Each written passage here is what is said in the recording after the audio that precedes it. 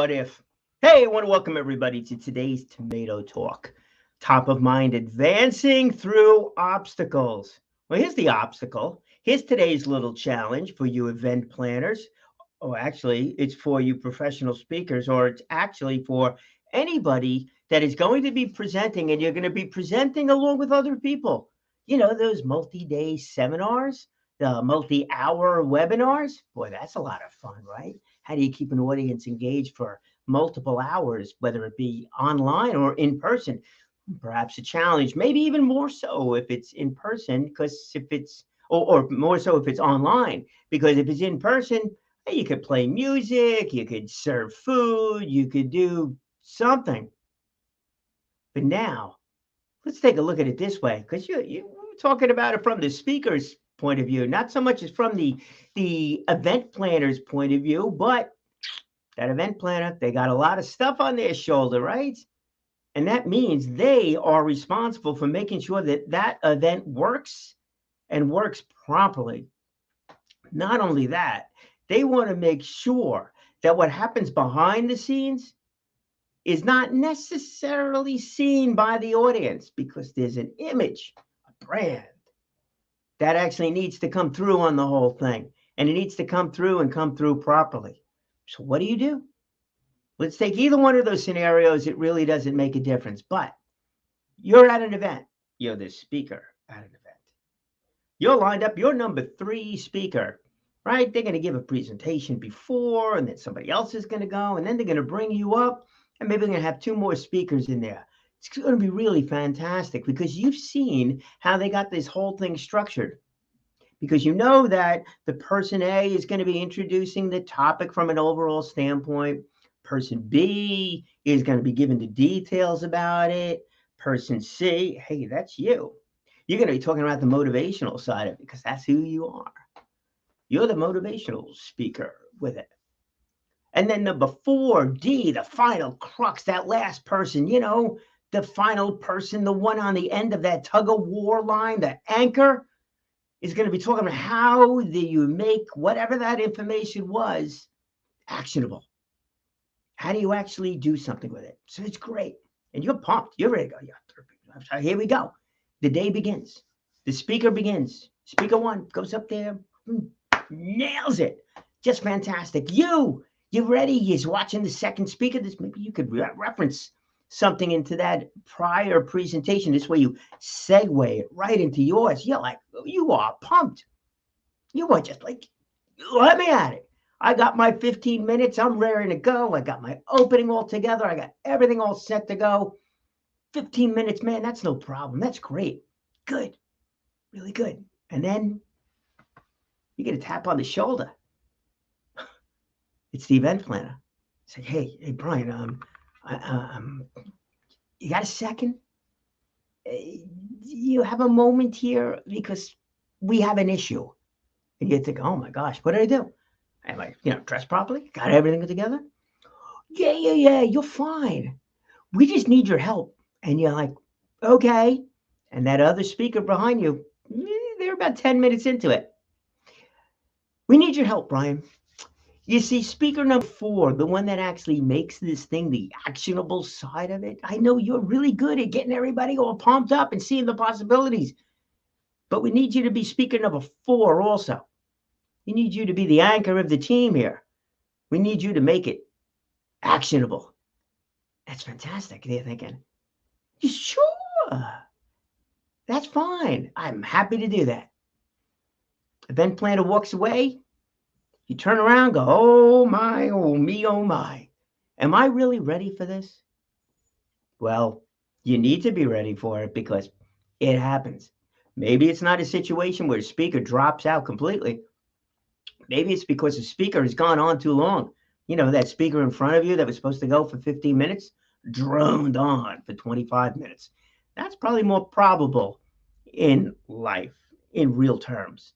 They probably droned on for 25 minutes. They're like, oh, now it's your turn. You're sitting there, you're all pumped up, ready to go with 15, and then it's 20, that's 25. You're looking out at the audience. Say, hello, audience. And that audience is going, wee, wee, Will this person ever stop speaking? We. I don't know if they really say we. I did. And now you get introduced, you got to go up there. So now you got to be ready to shorten your speech, right? Because you got to get back on time. That's easy. But what if you have to then speak about that actionable side of it? What if you have to speak about something you're not really ready to speak about? Well, here's what you do. You practice.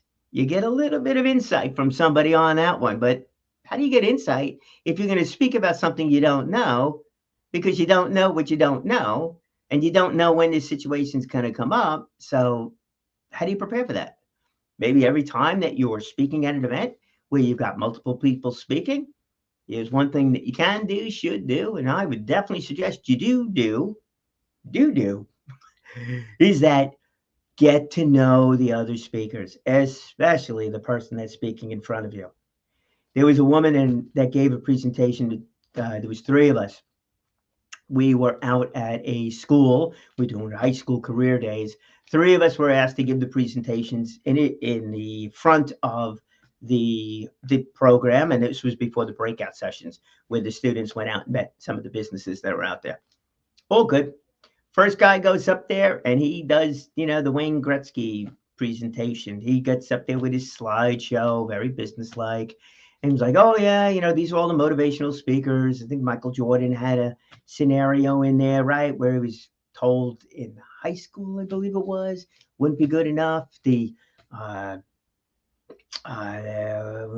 a few others, too, to get half of them. They were like, oh, yeah, they were told they would never succeed, things like that. Oprah Winfrey was another one too. You'll never make it on TV, right? Look at these things. And of course, the good old Wayne Gretzky. Gotta keep the Wayne Gretzky in there, especially for our New York area people. If you don't take the shot, you'll never get it in the goal, right? Or every shot you don't take is bound to miss, or whatever it was. That went like that. Okay, so that was his first. He was first up. I don't know. I do believe in all those quotes. I think all those people have their stories and all the rest of that stuff. But looking out on the audience, not too sure they were really that excited about it. Woman spoke. Oh, did she give a presentation? This was her first time up there giving a presentation, especially in front of that size crowd. She was talking about the career she's in. She's talking about why she's in that career. And she told me her story. And it's an impressive story of what the challenges were that she went through in order to push her into this career. And she told me specifically, she's like, Brian, this is the first time I'm doing this. I'm really nervous. I don't know exactly how long I'll go for or what I'll say and things like that. I was like, don't worry about it. I said, I'll pick up. I was ready to go. I did not know what the first guy was going to talk about. All I knew is that he was, professional speaker, speaks at businesses and stuff like that. That doesn't mean they're good speakers. It means they've done a good job promoting themselves, getting out there in the business community, but it does not mean everything. So it doesn't mean everything. But hey, so this woman, so she goes up, stands in front of the crowd. Let me tell you, it was a full auditorium, 750 high school students. And she starts talking about all of the details of her story, everything. She went on and I see this in a very, very positive manner. She went on, she spoke really well, very specific. Those kids they were in the palm of her hand. It was incredible what she did, but I was ready to fill in if need be. Wasn't the case. Kind of threw me off balance because what happened is that I was going shorter than I expected because all right, I'll go I only had 5 minutes. We were figuring 5 minutes each. I think she went a little bit over, but I didn't want to go. I was figuring I was going to do closer to 10 minutes. Nope, got to go short. So I broke my speech down, to 3 things that I wanted to talk about. But, it pays to be prepared. If I had to follow the first guy, different story. She didn't pay any attention to that. She was just focused on herself. So she got the audience. That was great. But what about that closing speaker? Let's get back to that. What do you do if you have to speak about something that you don't necessarily know something about? So what do we got? We're 10 minutes in. So what I did today was spoke to a friend of mine and it's like, hey, We talking about how do you become a better speaker and stuff like that. So I gave him a story about Toastmasters. I was like, I wanted to be able to practice my impromptu speaking because you never know what conversation you're going to have. And if I'm interviewing somebody, you don't know what direction that's going to go in. And that happens really frequently.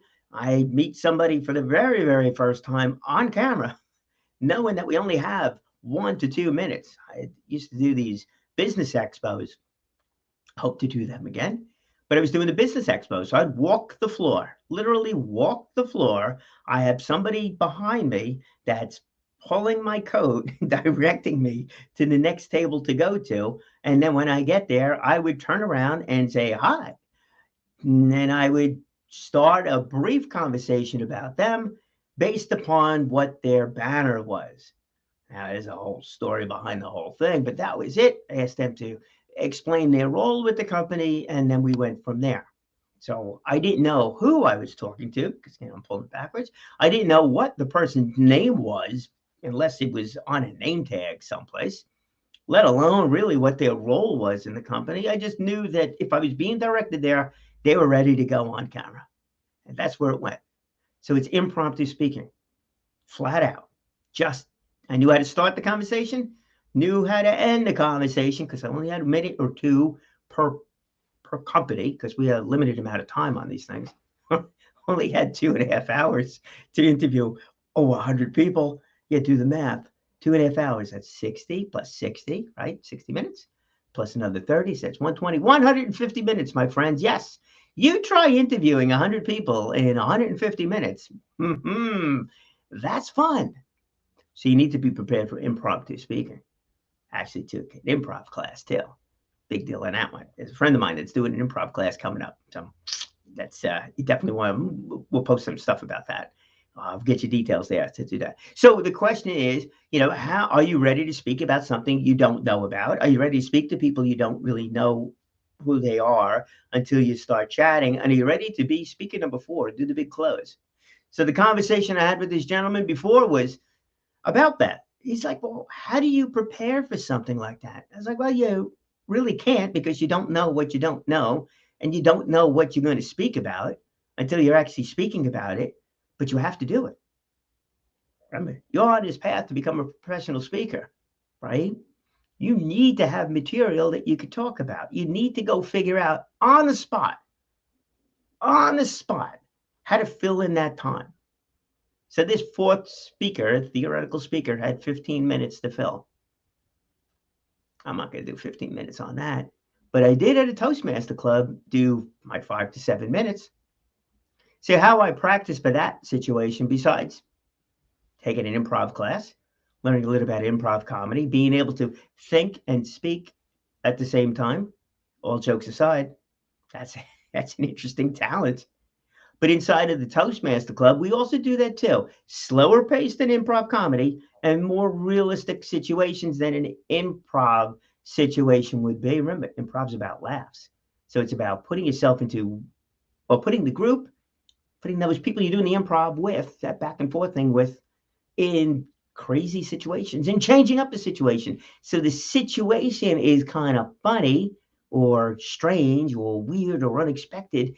And then the comments that go along with it, that becomes funny. But you, as a participant, need to be able to think and speak at the same time. Because what you're doing is you're listening to the other person and you just never know when it's going to pass over to you. You don't know what that other person is going to say. And here's the clincher. There's no pausing. You don't pause. Not pausing for effect, not pausing to think. You just boom. You just flow with the conversation. Fun one is 4 people in a car, the theoretical car, right? You just put 4 chairs together, 4 people get in the car, and then the person that's leading the improv tells you where you're going. And then every once in a while, one person come in the car that's got a different personality than the other people in the car. And as soon as it gets a little comfortable, you throw somebody in, you throw another twist in the whole thing and make it work. It's funny. But everybody's got to pay attention. And you're paying attention to a lot of things. You're paying attention to the person speaking. You're thinking about where you might go with it once you get it, but you don't know when it's going to lean to you, and you go that way. So that's great. The other place to practice that is Toastmasters. I'll put in the plug for Toastmasters on this one too. And this was one of the big things that I truly enjoyed in there. It's called table topics. So with table topics is that somebody in the club is the table topics master, and they come with prepared questions, and then they will go around the room and asking the other members, the folks in the club, to then answer one of those questions. So you're asked to come up on stage, where they pick your name, and you're doing it on Zoom or whatever format, the rest of that stuff. And then you get asked the question, and then you respond to it. Well, you know it's your question if they're telling you in advance that, hey, this question's for Bob. And Bob's now all ready to go, listens to the question, and then responds to it.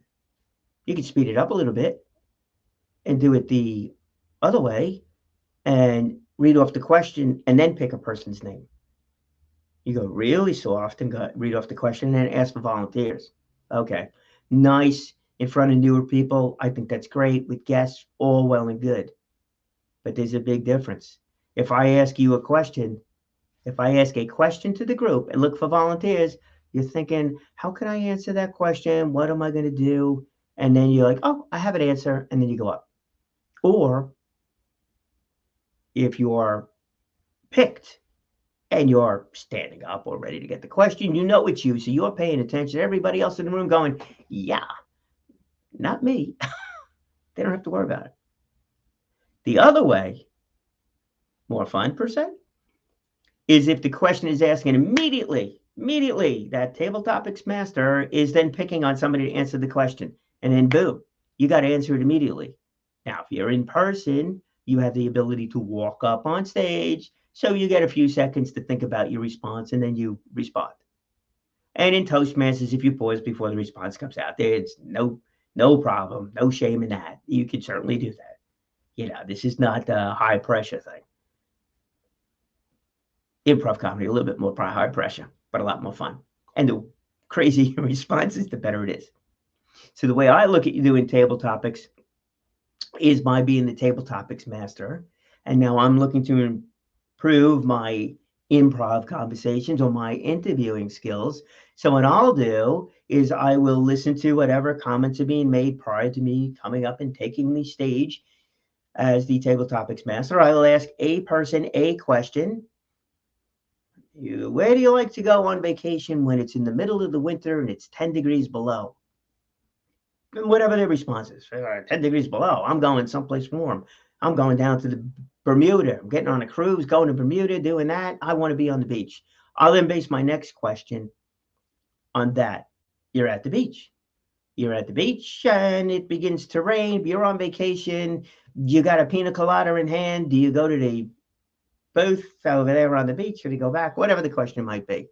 So now I'm asking that question to them, and now I'm able to practice my interviewing skills because I look at that role as table topics master as being one continuous interview. So that's how I practice it. Just different ways of doing these things. You really want to get yourself going? Definitely do improv. So there was one speech I gave. I was in front of the room, and it was my turn to give a 5 to 7 minute speech. So I asked them, I was like, okay, I want to practice my impromptu speaking, basically what I'm just telling you over here. And what should I talk about? So I said, origami. Like, okay. I said, fantastic. That's great. What do I know about origami? Nothing much. I know somewhat the history of origami that dates all the way back. And it's a very, goes back to hundreds of years. The origami, it's paper, doing that. And then I ended it with the only origami I've actually kind of really seen, is you go on a cruise ship, right? Don't they fold those towels? And that's what I spoke about. I was able to come up with something, but I was able to come up with stories. So the conversation I had before with somebody was like, hey, that whole thing. He says, well, give me a topic. All right. So he did. So I really have not looked at this much. I haven't done any research with it, but here's the topic. Let's go move over to the screen. Let's do share screen. Share screen. We got a few new things that we can do here. Share screen, Chrome tab. And there it is, my friends. That's what he gave me. Bandwagon fans. I didn't know what a bandwagon fan was until I said, what's a bandwagon fan? Now, you're probably not going to be giving a presentation someplace, or you're not going to be anywhere with a speaker that's talking about X and you know nothing about X. But if you could practice that, now all of a sudden, you're going to be ready for those more extreme situations. So what is a bandwagon fan? A bandwagon fan is somebody who follows one team to another based upon the success of that team. All right. Now, here's the other thing. I'm not a major sports fan. I enjoy car racing, stuff like that. But even that, going back years ago, I had a favorite when it came along to that. I don't know if I really do. I actually don't really have one now. But what if I had to give a presentation on bandwagon fans? Well, ladies and gentlemen, we got about 8 minutes to go here. So let me tell you, in 5 to 7 minutes, if I had to give that presentation, because I'm now talking about, let's say, my presentation at this group over here. Let's set up the whole thing. So we have this event. So 4 speakers. I'm going to be speaker 3 and 4. Speaker number 1 would be a sports figure. Talks about being a sports figure, what it was, his story, where he became somebody that followed along his dreams, was told by other people, became a confidence builder. And now he then wound up in the professional world of football and wound up being on a Super Bowl team. I know exactly who I'm talking about, but he now wound up on a Super Bowl team, and now he's there to tell his story. And he does, and he talks about the importance of following your dreams. That's great. Speaker number 2 comes up. Speaker number 2 played on a team, wanted to speak a little bit more about the transition of playing, going into careers, that kind of thing. It's like, okay, that's speaker number 2. I come up. I'm speaker number 3. So remember, I'm the motivational guy. So I'm now going to talk to this audience about why you should really go out there and participate in sports. You, even if it's just on the weekend, figure out what it is that gets you excited. Jump into that. Jump into it. Learn a little bit of something. Don't want to go too quickly, depending on what it is. We don't want to hurt ourselves here. But you should do that. You should find a team that you really like. Find a sport that you enjoy. Go down, see what it's like from the inside out, because you're going to learn stuff about that sport that you never really knew. And maybe you're going to find a few people on that team that really inspire you. Maybe you're going to find a team that really is exciting to you. Could be your home team. Hey, I live in New York. I should like a New York team.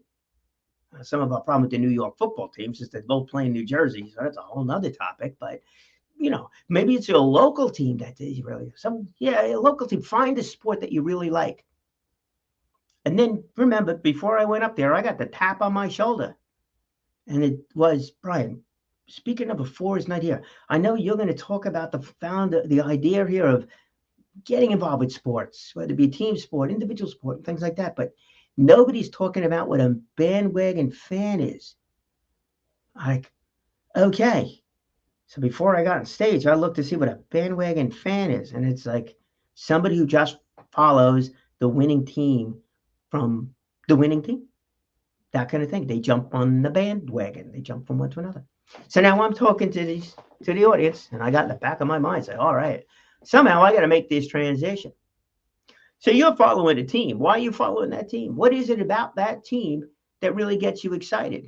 Is it about the fact that they are really picking up local players because they are a local team? Is it a pair of people that are working together? Maybe it's a race car team where a lot of the folks are local. Perhaps it's an individual person, that's out there. Perhaps we just really enjoy the success of that person. But what if you become a bandwagon fan?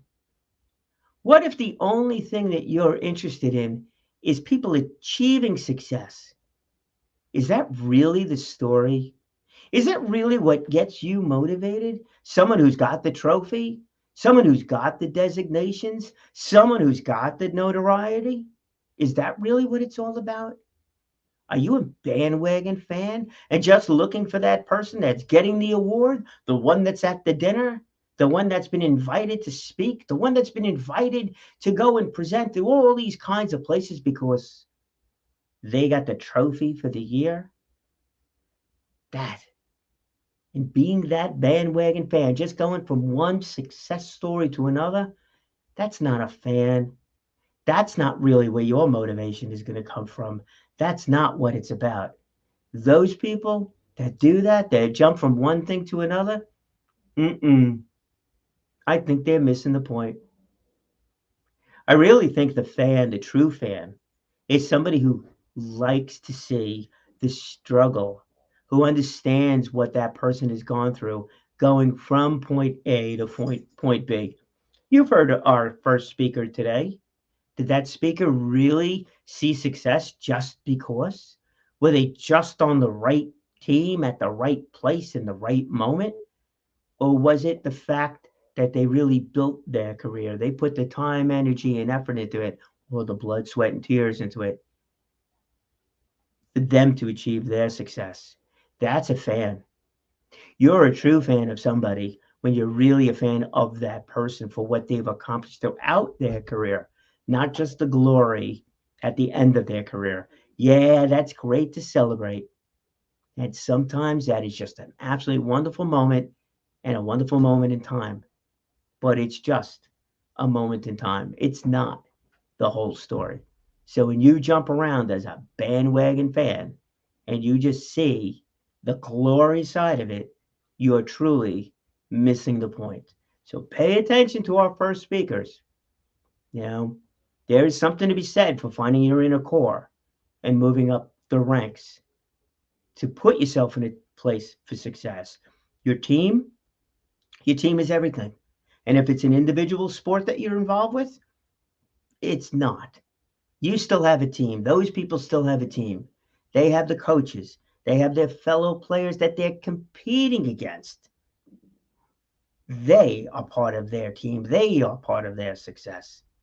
And as you know, I think it's great when you're out there and you're learning and you're doing and you're growing and you're learning about what it's really like to see something from the inside out, because that's when you can truly appreciate it.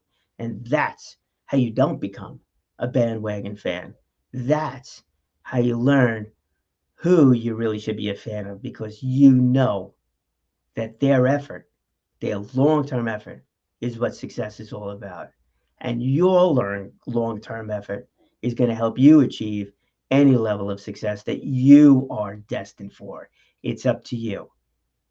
That blood, sweat, and tears, time, energy, and effort. That's where it's all about. That's how you speak well and why you should speak often and how you should live inspired by finding and being the fan of the right person. And that, my friends, is how you do it. So true. Hey, my friend that I spoke to earlier today, you want to know something? Thank you for the opportunity to do that. You know, whatever the topic might be, you could tie it into you. And that's really it. Segue. Learn how to segue your story, your experience, your knowledge into any other topic that might be out there. You could do that. You need to practice it. Find those places to practice, and you can make it all happen. Just don't quit. Keep on going. And do speak well, speak often, and live inspired. There you go. 29 minutes, 40 seconds. We'll play a little music on the way out of here and have yourself an absolutely terrific weekend. It's Friday. It's weekend time. Yeah, that's it. Oh, we're going to go car racing again this weekend in the LA Coliseum. That should be an interesting one. All right. Hey, producer, cue the music, will you? Here we go. Boom.